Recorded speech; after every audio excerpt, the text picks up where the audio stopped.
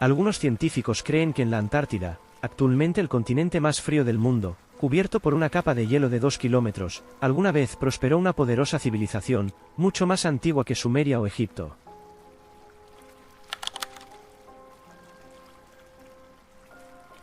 Existe una hipótesis de que los conocimientos y oficios más antiguos del mundo se difundieron desde el punto más austral de la Tierra, no desde el centro del Atlántico. Y que la verdadera Atlántida era, de hecho, la Antártida, y que fue este sexto continente al que Platón se refería cuando describía el país misterioso en sus diálogos Taimeo y Critias. Un día, el atlantólogo estadounidense Rand Flemeth, mientras volvía a leer los textos de Platón, se detuvo a reflexionar. Platón escribe, desde ella, la isla de Atlántida, es fácil llegar a otras islas, y desde estas, al continente opuesto, que rodea el verdadero océano. Porque el mar que está de este lado del estrecho de Gibraltar no es más que una bahía con un estrecho paso. Entonces, Flemeth pensó, ¿qué tan grande debe ser el verdadero océano si el mar Mediterráneo, en comparación, es solo una bahía? ¿Y a qué océano se refería Platón? ¿Al Atlántico? ¿Al Pacífico, que es algo estrecho y está rodeado por tierra, pero no está conectado con el mar Mediterráneo? De repente, el científico tuvo una revelación. Supuso que Atlántida se refería en realidad a la Antártida. Y esto se vuelve comprensible si miras el mundo desde el Polo Sur. ¿Entonces todo encaja? Porque el continente helado está rodeado por 3 océanos a la vez, el Atlántico, el Índico y el Pacífico. Tal vez el verdadero océano sea el punto donde estos se encuentran en la Antártida. Y entonces, el continente opuesto resultaría ser Yurache. Flemeth siguió razonando. Platón informa que Atlántida era más grande que Libia y Asia juntas. Por Libia, el filósofo se refería al norte de África, los griegos llamaban Asia a lo que hoy conocemos como Oriente Medio. Y esto es comparable en tamaño con Atlántida. Sin embargo, en el Atlántico no hay lugar para un territorio de tal magnitud. Además, los geólogos niegan la posibilidad de que una masa de tierra tan grande se haya hundido en el océano. Platón también dice que Atlántida era una isla montañosa y estaba muy por encima del nivel del mar. En este aspecto, también coincide completamente con la Antártida. En el siglo XVII, el cartógrafo alemán Zenassius Kercher dibujó un mapa que mostraba una enorme isla en el Atlántico. Sin embargo, Flemeth está convencido de que los contornos de la isla se asemejan a los de la Antártida, tal como eran hace 12.000 años. Y aunque Kercher colocó la isla en el océano Atlántico, el científico cree que fue un error, el mismo error que cometió Platón. La Antártida fue descubierta en 1820, y lo que se descubrió fue un continente helado. Pero, ¿cuánto tiempo ha estado la Tierra alrededor del Polo Sur cubierta de hielo?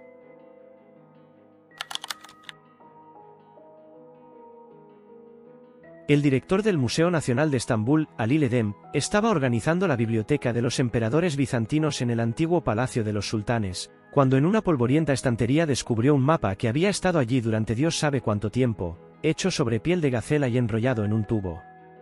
El creador del mapa representaba la costa occidental de África, la costa sur de América del Sur y la costa norte de la Antártida. Ali no podía creer lo que veía. La línea costera de la Tierra de la Reina Maud, al sur del paralelo 70, estaba libre de hielo. El creador había dibujado en esa área una cadena montañosa.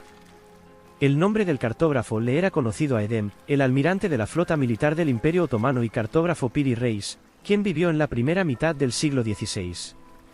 La autenticidad del mapa no dejó lugar a dudas, ya que una prueba grafológica de las notas en los márgenes confirmó que fueron realizadas por el propio almirante.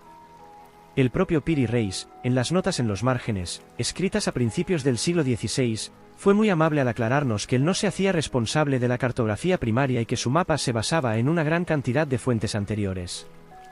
Algunas de ellas fueron dibujadas por sus contemporáneos, como Cristóbal Colón, y otras pertenecían a tiempos más antiguos, pudiendo datarse en siglos antes de la era cristiana, pero no más tarde, ya que una de las fuentes pertenecía a Alejandro Magno, quien vivió precisamente en esa época.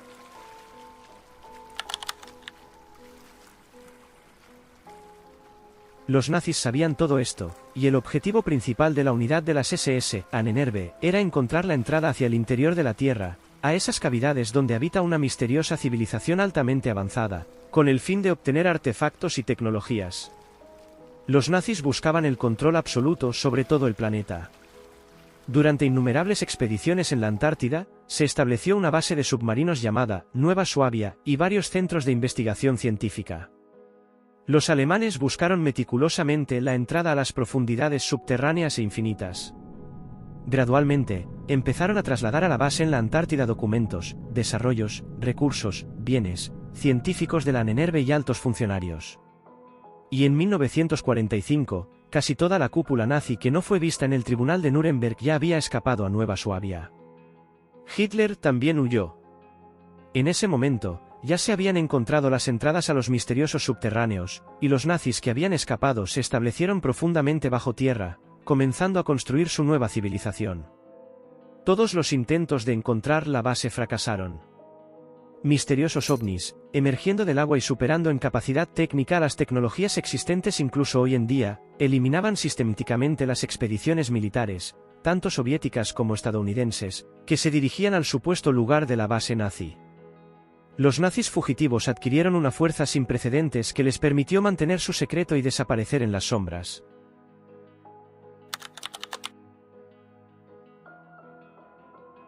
Oficialmente, la comunidad científica supuestamente no ha encontrado cuerpos, momias ni ciudades en la Antártida. Sin embargo, muchos ex empleados de agencias de inteligencia, incluidas algunas bajo la égida de la ONU, cuentan una realidad completamente diferente. En los años 80 del siglo pasado, cuando los especialistas registraron un deshielo masivo en la Antártida, se descubrieron estructuras megalíticas, cementerios, ruinas culturales o rituales de edificios y, más tarde, cuerpos que habían sido momificados. Los hallazgos fueron clasificados, ya que contradecían las teorías aceptadas sobre la evolución de la humanidad. Los habitantes de la Antártida resultaron ser mucho más antiguos que los humanos más antiguos conocidos. Estamos hablando de hace 4 a 5 millones de años. De hecho, posteriores trabajos de investigación en la Antártida permitieron descubrir estructuras artificiales, pirámides, columnas destruidas, salas subterráneas, y según algunos informes, incluso tablas de escritura, obeliscos y tablillas con inscripciones. Pero, al igual que con las momias, la información es extremadamente escasa. Gracias al deshielo, algunos objetos han salido a la superficie. Por ejemplo, se pueden encontrar fácilmente en Internet fotos de pirámides o montículos piramidales. A mi parecer, las canteras de extracción en la Antártida son aún más interesantes. Son realmente antiguas, y los trabajos allí se realizaron hace millones de años, lo que encaja perfectamente con los otros descubrimientos.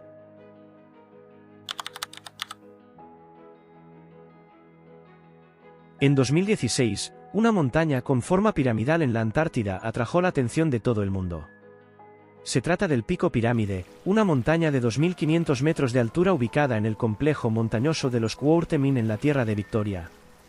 Algunos le atribuían, y algunos aún lo creen, a su forma civilizaciones perdidas o incluso a una intervención extraterrestre.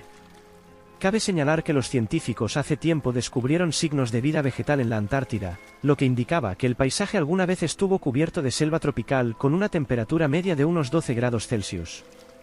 Esto fue hace unos 83 millones de años, por lo que la construcción de la pirámide habría sido posible. Sin embargo, también hay otra explicación que demuestra que no es en absoluto una pirámide.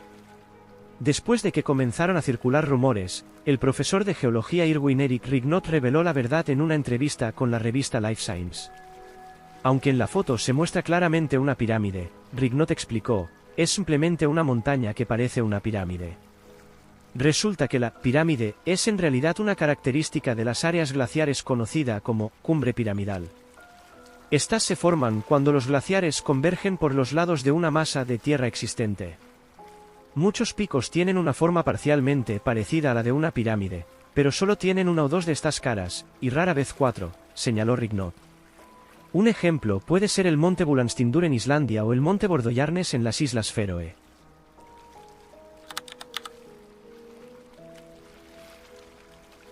La Antártida sigue siendo un continente de enorme importancia tanto para la ciencia como para la imaginación colectiva. Aunque las teorías sobre una civilización antigua han sido en gran parte refutadas por investigaciones científicas, su existencia nos recuerda la importancia de continuar explorando y comprendiendo este remoto rincón de nuestro planeta. Las futuras investigaciones quizás no descubran ciudades perdidas o pirámides, pero sin duda seguirán revelando los misterios de este fascinante continente, y si buscas emociones fuertes, siempre puedes considerar que, para algunos, la Antártida es el borde de la Tierra plana. Sea como sea, la Antártida fue verde en tiempos relativamente recientes, y allí vivió una civilización altamente desarrollada que fue destruida por un cataclismo natural repentino, dejando al continente cubierto por una gruesa capa de hielo en poco tiempo. Es posible que todos los miembros de esta misteriosa civilización y su progreso hayan quedado atrapados bajo el hielo. Sin embargo, también es posible que lograran refugiarse en las cavidades del continente, desplazándose bajo tierra, donde un clima interior agradable se mantiene gracias al aire cálido. Precisamente los restos de esta civilización, posibles artefactos y mucho más son lo que los científicos de diversos países están buscando activamente bajo la estricta supervisión de los militares y los servicios de inteligencia. Pues poseer conocimientos extraordinarios traerá el dominio mundial al país que primero los obtenga.